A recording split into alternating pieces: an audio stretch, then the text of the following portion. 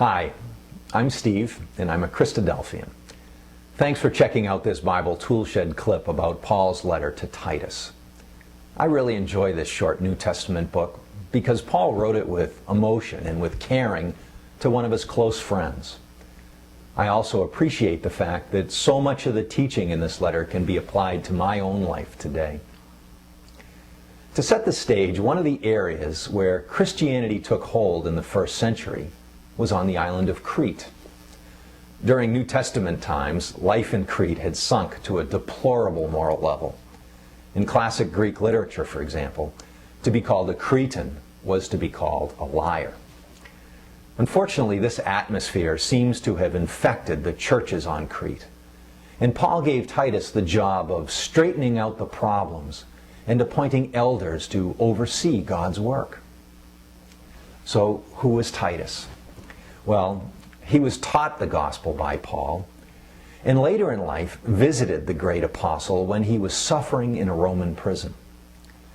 As well as being a friend and a fellow worker, Titus was trusted with the financial responsibility of administering a charitable fund that had been established for the poor, persecuted Christians in Jerusalem. Titus also delivered a severely worded letter that Paul had written to the believers in Corinth who needed correction. The relationship between Paul and Titus was so strong that Paul refers to him as his true son in our common faith. In his letter, Paul provided instructions about the importance of sound doctrine, faith, and conduct.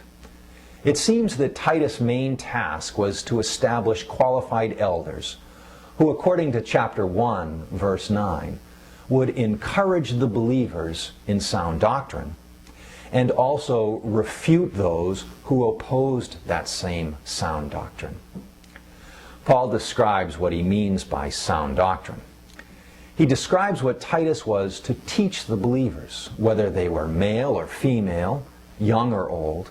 In all circumstances of life, the sound doctrine demanded good behavior. The doctrine wasn't just about what to believe, it was about how to live. Paul's message to Titus was that he should teach the believers to be eager to do what is good.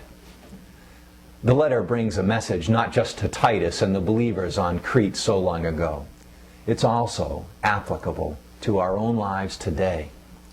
For me, the message to be ready to do whatever is good is an important reminder on how I should try to live my own life. In Titus 3, Paul says that we've become heirs, having the hope of eternal life as a result of God's grace and mercy. The doctrine of doing good is not so that we might be saved because of the righteous things we've done. Instead, we should devote ourselves to doing what's good in response to God's kindness. Near the end of Paul's letter to Titus, he writes, "I want you to stress these things so that those who've trusted in God may be careful to devote themselves to doing what is good. These things are excellent and profitable for everyone."